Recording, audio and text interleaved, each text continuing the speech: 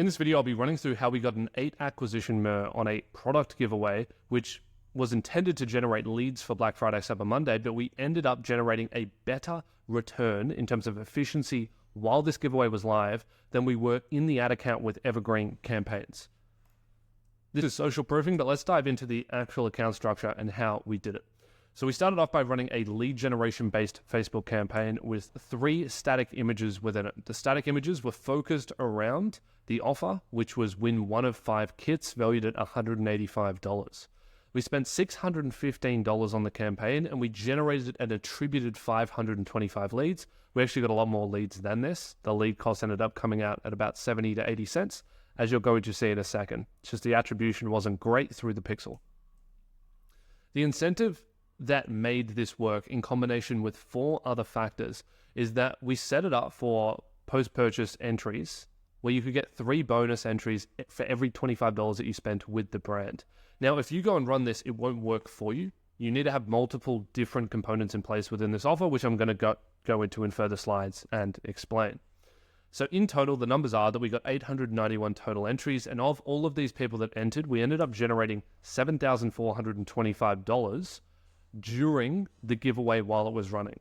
This is not these leads turning into Black Friday purchases as we follow up with emails during the Black Friday period, which is the whole purpose of this.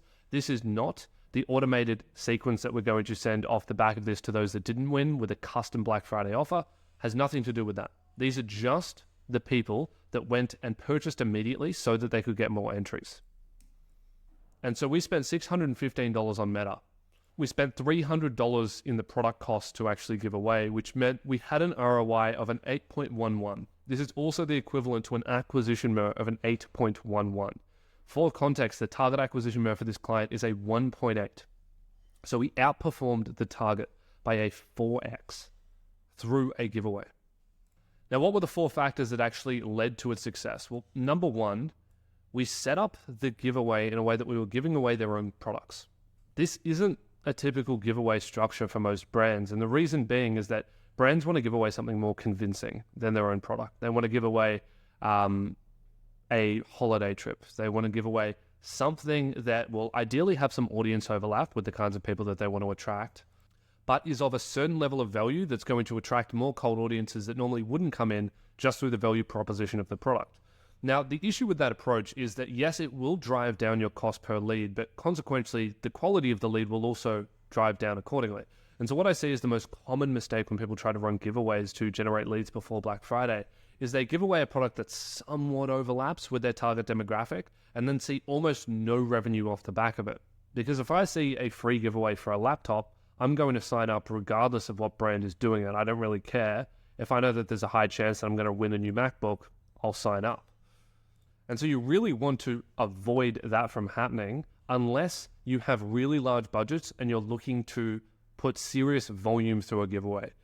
It was very tactical as to why we only put $600 through this giveaway. This brand spends $40,000 a month on Facebook ads, and so this is a tiny allocation. But the reason for the tiny allocation is that we were confident that giving away their own products at a $185 value wouldn't scale that well to cold audiences. And the issue with trying to scale a giveaway campaign is that you can't measure the ROI in real time. And so you're making a bet where you don't see the perceived outcome for 2, 3, 4, 5 weeks. Because the whole idea is you generate all these leads and then you remarket to them off the back of it after the giveaway has finished, which normally you run a giveaway for 2 to 4 weeks. And so we didn't want to scale something up that we didn't know was actually working in real time. Number 2 is your product margin has to be great because you need a low cost to be able to actually deliver the giveaway. If you're doing $2,000 in giveaways and your cost of delivery is 70%, it's very expensive to run that giveaway in the first place. So you don't have the arbitrage in this value offer to be able to actually make it work and stand out from just cold conversion-based campaigns. And so having a solid margin on products really makes it a lot easier to see a direct ROI out of a strategy like this. Number 3 is that if you're going to run the incentive structure of more bonus entries for every $25 in spend, you ideally need a low average order value, or you need a merchandising product portfolio that's going to facilitate users easily buying $25 worth of stuff. the core issue that I've seen here before, particularly when other brands have run this that I've been overseeing, is that they've wanted to run the post-purchase entries for every $25 spent, but their products are valued at $450. And the question just becomes, why is someone going to go, 3 bonus entries is not going to be a barrier to entry to get people over to actually buy your $450 product? Okay, you need to get people buying a $25 product, $50 product that they're more willing to do. It's a lower barrier of entry to actually get that extra entry to win, as opposed to going and spending $500, $600, $700 to get bonus entries. No one's going to do it. So you need a low average order value ideally here, or you need products that people are actually going to buy. You need to be thinking about what products they can buy to actually get those bonus entries. And this also layers into number 1, which is that if you're doing a giveaway for your own products, it's more likely that people are going to buy your own products to get some more entries to get a large portfolio of them. But if you're giving away a laptop and you sell couches, no one's going to go buy a couch to try to win a laptop. There's no direct connection there. It doesn't make sense. I'm not going to do it for bonus entries. The value isn't there. But if I can buy almost a commodity-based product that I was going to buy anyway, it's in my house, it's only going to cost $25, and it's going to give me a chance to win something, I'm much more likely to take that offer. Which leads into number 4, which is that the offer was structured with 5 giveaways rather than 1 large giveaway. And so rather than us bundling the $1,500 of product and giving it away to one person, we split it up into 5 different $185 pockets of value. And the reason for that is, number 1, increases your perceived chance of success. If you see that only 1 person is winning versus 5, you're much more likely to think that you'll win on the 5. And then number 2 is that realistically, no one needed $1,500 of these people's product. It's really, if you knew what the product was, you would go, no one needs that much. And so there is no point in even doing a giveaway like that because we lose the incentive. What I'm trying to say there is there's diminishing returns on how much you give away. And so you can give away $50 of the product and it's really not going to be that convincing. And we found that as we went up to about $185, $200, anything more than that, and we're just giving away product with no real purpose, no one needs more than that amount, it was the perfect amount in which people would be enticed to actually come in and sign up and potentially even spend to try get it, but not over the top to where we're just putting diminishing returns, we're not maximizing our ROI.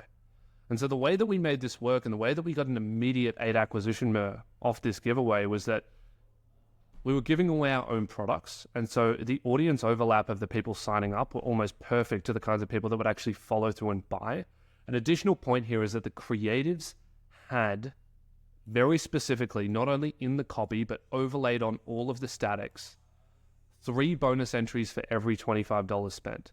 And so this was not something that was presented to the consumer at the very end of the cycle of clicking, filling out the information, going to the end, and then going, oh, if I spend, I get bonus entries. We were telling people that right up front, which is that, hey, we're giving away this, you get bonus entries for spending $25. And so people were pre-framed immediately knowing, okay, I probably need to spend a bit to win this thing. And that was likely yielding a higher conversion rate off the back end to people actually following through and buying. Number 2 is we had great product margins, so it allowed us to do this giveaway at a very low cost. We gave away $1,500 in value for about $300 in actual product cost. Number 3 is the average order value of this brand is low. Generally, that's not a good thing, but in this case, it actually allows people to easily make a purchase to get those extra entries. And number 4 was the offer was structured in a way that increased the perceived chance of success. Rather than one large giveaway, which was likely redundant and hitting diminishing returns, we gave away much smaller kits, which allowed for a higher chance of success and therefore at 80 cents cost per lead.